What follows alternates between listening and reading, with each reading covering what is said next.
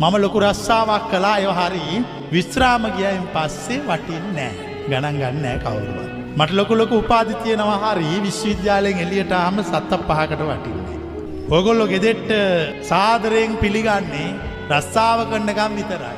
ළමයි කෑ ගහගෙන දුවගෙන එන්නේ අම්මා එනවා තාත්තා එනවා කියලා කෑම සල්ලි අරගෙන එනකම් විතරයි. ඕගොල්ලන්ට මේවා තේරෙවි. ඕව කරන්න බැරි වෙච්ච දවසට. මිනිස්සු ගෞරව දක්වන්නේ සාපේක්ෂක තියෙන තැන් වලට. කිසිම සාපේක්ෂකයක් නැති හුදකලාවට මිනිස්සු කැමති නෑ. අපි කැමති විය යුත්තේ කිසිම සාපේක්ෂකයක් නැති හුදකලාවට. මොකද අන්තිමට අපට ඉතුරු වන්නේ ඒක විතරක් නිසා.